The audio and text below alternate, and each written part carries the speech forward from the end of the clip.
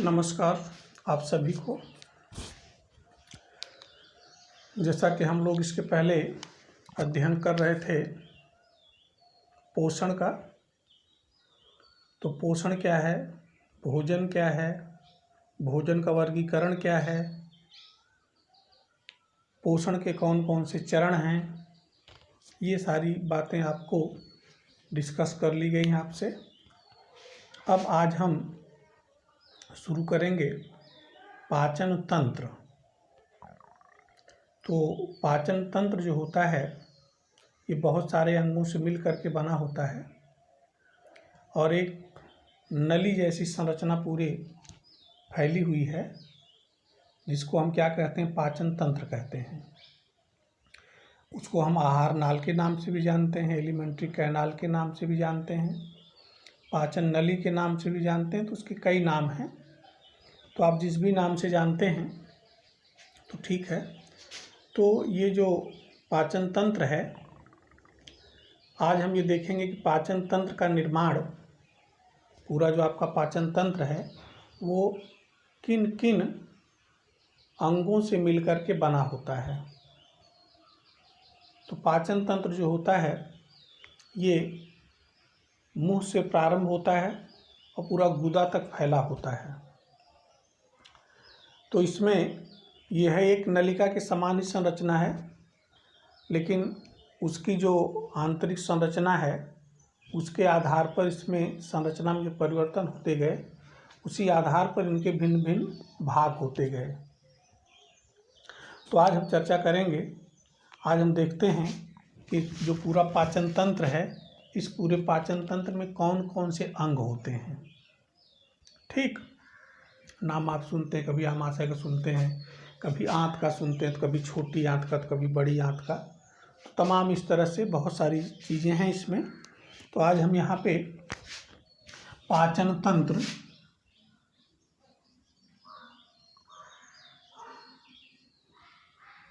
की बात करते हैं। तो पूरा पाचन तंत्र अगर हम देखें तो इसको अध्ययन की सुविधा के लिए हम दो भागों में बांट सकते हैं। एक जो होता है, एक हम कहते हैं आहार नाल। क्या कहते हैं? आहार नाल, या इसको हम कहते हैं एलिमेंट्री कैनाल या पाचन नली। और दूसरा जो होता है, इसमें है सहायक ग्रंथियां। पाचन में जो होता है बहुत सारे प्रकार के एंजाइम्स की आवश्यकता होती है। तो वो एंजाइम्स कहाँ से आते हैं, जो पाचक रस आते हैं वो कहाँ से आते हैं, तो वो विभिन्न प्रकार की ग्रंथियों से आते हैं। तो आइए यहाँ पे हम देखते हैं कि जो आहार नाल है इसके कौन कौन से भाग हैं। ठीक, तो आहार नाल एक लंबी नलिका है, ये लगभग 27-28 फीट लंबी या 30 फीट लंबी तक एक नलिका है। तो अब ये नलिका कहीं पे मोटी है, कहीं पे पतली है, हाँ, कहीं पे चौड़ी है, कहीं पे इसकी दीवारें थोड़ा, उसमें जो संरचना उसकी है पेशियों का, तो कहीं ज़्यादा है कहीं कम है, तो कहीं भीतर की संरचना में अंतर है, तो कहीं बाहर की संरचना में अंतर। तो तमाम प्रकार के जो उसमें अंतर हैं संरचना में, उसी के आधार पर इसको हम कई भागों में बांटते हैं। इसका जो पहला भाग होता है, ये पहला भाग है मुख गुहा। पहला भाग क्या है? मुख गुहा, जिसको हम बक्कल कैविटी भी कहते हैं। मुख गुहा माने जो आपका मुंह है। अब मुख गुहा हम किसको कहेंगे? अभी आइए ऐसे सुन लीजिए, बाकी जब एक एक पर चर्चा होगी। मुख गुहा का मतलब होता है कि तालू के नीचे जीभ के ऊपर दोनों गालों के बीच में जो खाली स्थान है उसको हम क्या कहते हैं? मुख गुहा या बक्कल कैविटी कहते हैं। तालू के नीचे जीभ के ऊपर और दोनों गाल के मध्य में जो खाली स्थान है उसी को मुख गुहा कहते हैं। गुहा माने खाली स्थान। तो ये जो है इसको हम क्या कहते हैं? मुख गुहा। मुख गुहा में क्या क्या होता है? मुख गुहा में 3 प्रकार की संरचनाएं होती हैं। एक को जैसे लार ग्रंथियां हैं, तो लार ग्रंथियों को हम वहाँ भी पढ़ सकते हैं, पढ़ेंगे भी, लेकिन चूंकि मुंह में है तो इसको हम यहाँ कर लेते हैं। पहला है लार ग्रंथियां,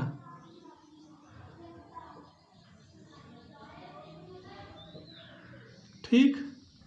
दूसरा है दांत, और तीसरा है जिह्वा या जीभ, ठीक। अब लार ग्रंथियों की बात जो हम करेंगे तो लार ग्रंथियां जो होती है मुख गुहा में 3 प्रकार की हैं। एक हम कहते हैं पैरोटिड, दूसरे को कहते हैं अधोहन, या इसको लिख लीजिए आप सब मैंडिबुलर, या ठीक है सब मैंडिबुलर। इसके बाद जो आता है सबलिंगुअल,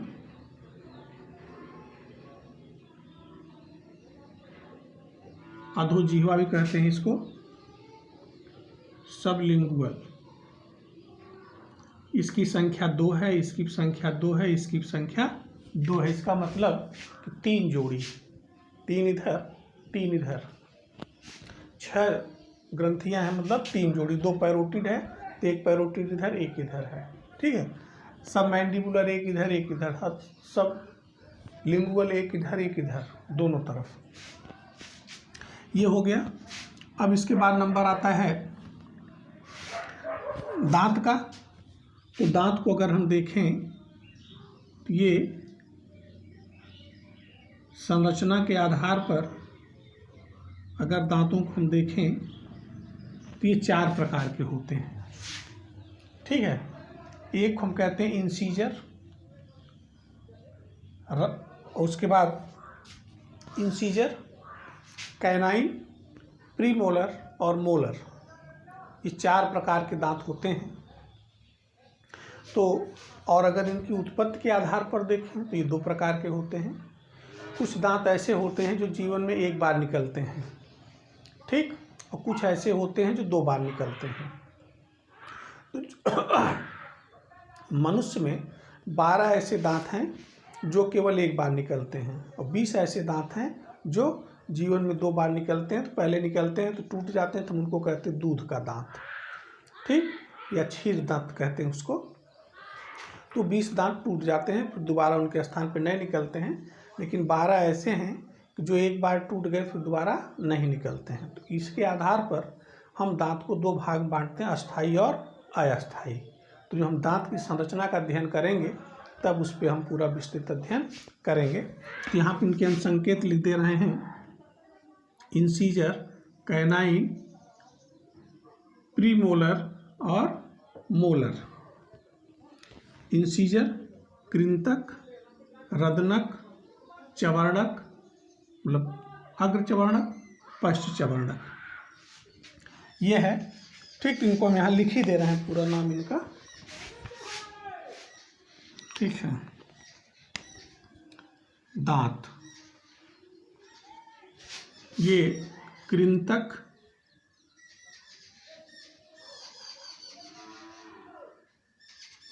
रदनक, अग्रचवर्णक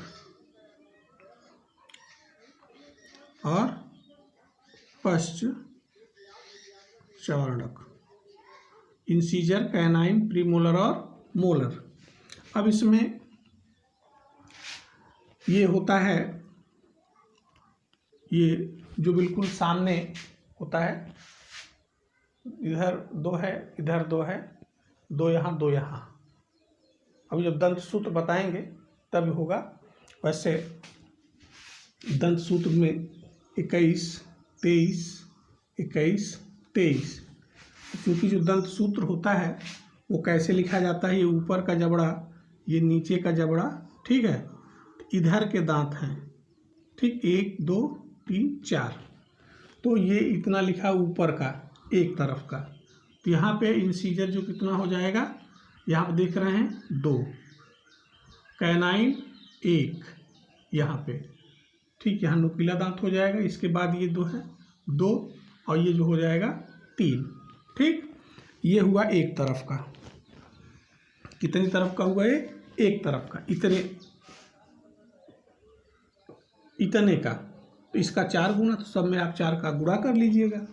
ठीक है, तो ये हो जाएगा कुल कितना हो जाएगा? 2 चौक 8। ये कितना हो जाएगा? 4। ये कितना हो जाएगा? 8। ये कितना हो जाएगा? 12। तो 12 8 20 और 20 4 24 और 24 8 32। ठीक, तो जब दांत सूत्र बताएंगे तो इसमें पूरा इसका बताएं कैसे होता है। इसके बाद जो तीसरी संरचना मुंह दिखाई पड़ती, जीभ। जीभ की संरचना बताई जाएगी, जीभ का कार्य भी बताया जाएगा। इसके बाद इतना तो हुआ मुख गुहा में, आप इतनी चीज अध्ययन करेंगे, लार ग्रंथियों के बारे में, दांत के बारे में, जीभ के बारे में। ठीक, अब इसके बाद दूसरा जो आता है अंग, उसको हम कहते हैं ग्रसनी या फायरिंग्स। ग्रसनी या फायरिंग्स, ये मुख गुहा के पीछे एक डिब्बे जैसी संरचना है। ग्रसनी जो होता है एक ऐसा अंग है जो श्वसन तंत्र में भी है और पाचन तंत्र में भी है। ठीक, तो वहाँ पर एक ढक्कन होता है जो क्या करता है, एक बार श्वसन नली को बंद करता है, एक बार जो है आहार नली को बंद करता है। ठीक, तो वो इस तरह से दोनों का है अंग। तो ग्रसनी हो गया। ग्रसनी के बाद क्या आता है? ग्रास नली। ग्रास नली, इसको आइसोफेगस कहते हैं।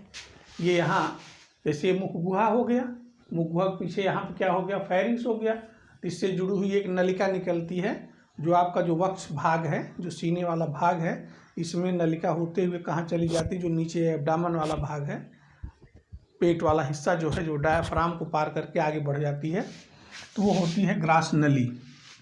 ठीक, ग्रास नली के बाद नंबर आता है आंत का, उसका आमाशय का। ठीक, आमाशय हो गया। ठीक, आमाशय जो होता है ये इसी आहार नाल का सबसे चौड़ा भाग होता है आमाशय। ठीक, तो पाचन की जो क्रिया अधिकांश होती है वो कहाँ होती है? मुख्य रूप से आमाशय यानी पेट में ही होती है। आमाशय को अगर हम देखें तो इसको हम कार्डियक, पाइलोरिक और फंडिक, कार्डियक आमाशय, पाइलोरिक आमाशय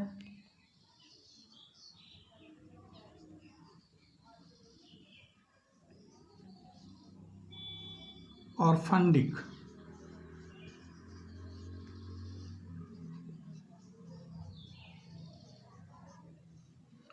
में इसको हम विभेदित करते हैं, लेकिन वो पूरी रहती एक ही थैली है। ठीक, तो उसमें इस आधार पर कि इसका मुख्य भाग कौन सा है, इसमें जो ऊपर से आइसोफेगस आगे जुड़ता है वो कहाँ, और जो उससे नलिका निकल करके आगे आंत की तरफ बढ़ती है वो कहाँ से, इस आधार पर इसको हम क्या करते हैं? कार्डियक, पाइलोरिक और फंडिक आमाशय में इसको हम बांट देते हैं। इसके बाद शुरू होती है आपकी आंत। क्या है? इंटेस्टाइन, आंत। आंत को अगर आप देखें तो आंत जो होती है, इसको उसके जो उसका भीतर का जो भाग है, चौड़ाई है और जो लंबाई है, इसके आधार पर इसको हम 2 भाग में बांट देते हैं। एक को हम कहते हैं छोटी आंत और दूसरे को कहते हैं बड़ी आंत। ठीक है, तो आंत के कितने भाग हुए? 2। एक हुआ छोटी आंत और दूसरा जो हुआ वो क्या हुआ? बड़ी आंत। अब छोटी आंत जो होती है पहले है, बड़ी आंत जो है बाद में। अब बड़ी आंत को आप ये मत समझिएगा कि लंबी है, ऐसा नहीं, उसका आयतन ज़्यादा तो चौड़ी होती है, तो इसलिए उसका जो भीतरी आयतन होता है वो ज़्यादा होता है, इसलिए उसको हम क्या कहते हैं? बड़ी आंत। छोटी आंत जो होती है वो ज़्यादा लंबी होती है, लगभग 27 से 28 फीट लंबी हो सकती है वो, तो छोटी आंत, लेकिन वो सकरी रहती है, इसलिए उसका आयतन कम होता है, इसलिए उसको हम क्या कहते हैं? छोटी आंत। और बड़ी आंत जो होती चौड़ी होती है, ये क्या होती है? चौड़ी होने के नाते इसका आयतन जो होता है अधिक होता है, इसलिए इसको हम कहते हैं बड़ी आंत। अब उसमें क्या कार्य होंगे, उसकी जो संरचना है उसके आधार पर हम छोटी आंत को भी 3 भाग में बांटते हैं और बड़ी आंत को भी 3 भाग में बांटते हैं। ठीक, तो छोटी आंत जो होती है इसके 3 भाग कौन कौन से हैं? सबसे आमाशय से निकलते ही यू आकार की एक नलिका रहती है जिसको हम क्या कहते हैं? डियोडीनम या ग्रहणी भी कहा जाता है। इसको क्या कहते हैं? डियोडीनम। ये काफ़ी महत्वपूर्ण है क्योंकि भी सहायक ग्रंथियां हैं आपकी, जो यकृत और जो पैंक्रियाज लिखा जाएगा, उनसे आकर के नलिकाएं ही डियोडीनम में जुड़ती, मतलब पित्त रस और अग्नाशयी रस जो होता है वो यहीं डियोडीनम में आकर के क्या होता है? मिलता है। इसके बाद जो डियोडीनम यू आकार की नली के बाद इसका जो अगला सिरा होता है उसको हम कहते हैं जूजेनम। क्या कहें उसको? जूजेनम। और जूजेनम के आगे जो संरचना में परिवर्तन हो जाएगा उस नलिका में, तब उसको हम कहेंगे इलियम।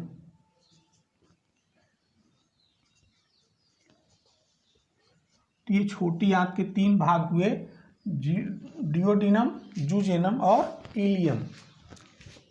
अब शुरू होती बड़ी आंत। तो बड़ी आंत में भी इसको 3 भागों में बांटा गया है। तो अब इनके कार्य भी अलग अलग हैं। तो छोटी आंत जो होता है कुछ अपचभोज्य पदार्थों को पचाना और प्लस मुख्य रूप से क्या करता है? भोजन को, पचे हुए भोजन को अवशोषित करना। और बड़ी आंत जो होती है उसमें थोड़ा दाब कम रहता है, तो वो जो पानी है या जो कुछ और मतलब अवशोषित होने से पदार्थ बचा रह जाता है वो बड़ी आंत में अवशोषित हो जाता है। और बड़ी आंत के अंतिम हिस्से में जा कर के क्या होता है? जो अपचभोज्य पदार्थ रहता है वो संचित होता रहता है। तो इसमें भी बड़ी आंत का भी 3 भाग होता है, सीकम, कोलन और रेक्टम। ये इसके भी 3 भाग हुए। तो हम पहले को कहते हैं सीकम, दूसरे को कहते हैं कोलन और तीसरे को कहते हैं रेक्टम, या इसी को हम कहते हैं मलाशय। तो आप देखिए आंत के कितने भाग हुए? कुल 6 भाग हो गए। तो ये जो 6 भाग है ये संरचना और इसके आधार पर ही बांटा गया इसको। ये शायद उसमें दिखाई नहीं पड़ रहा होगा आपको। ठीक है, तो ये हैं आहार नाल, जो मुख्य पाचन अंग है वो ये है। अब इसमें सहायक भी हैं कुछ। तो सहायक में क्या हैं? जो सहायक अंग हैं वो क्या हैं? ग्रंथियां हैं। वो क्या हैं? ग्रंथियां। उनको हम क्या कहते हैं? पाचक ग्रंथियां या सहायक ग्रंथियां पाचन में सहायता करती हैं। तो यहाँ पर जो सहायक ग्रंथियां हैं इसमें मुख्य रूप से क्या है? यकृत है और पैंक्रियाज माने अग्नाशय। ठीक, अब इसमें आप लाल ग्रंथियों को चाहे कर सकते हैं और कुछ आंतरिक ग्रंथियां हैं जो आंत की दीवार में पाई जाती हैं, कुछ आमाशय की दीवार में ग्रंथियां पाई जाती हैं। उन सबको आप क्या कर सकते हैं? यहाँ पे आप शामिल कर सकते हैं। ठीक, इस प्रकार जो होता है ये पूरा पाचन तंत्र में इतने सारे अंग होते हैं और इन्हीं अंगों का जो अध्ययन है अब एक एक का किया जाएगा। तो इसमें जो है एक ये जो पूरा पाचन तंत्र का एक आप फिगर किताब से, किसी किताब से बना सकते हैं और वो फिगर याद कर लीजिएगा। सारे अंगों को आप देखते चलिएगा। तो यहाँ पे कल आपको फिगर और प्लस इसमें से एक एक भाग का इसकी संरचना और इसके क्या कार्य हैं इनके बारे में कल अध्ययन किया जाएगा। तब तक के लिए धन्यवाद।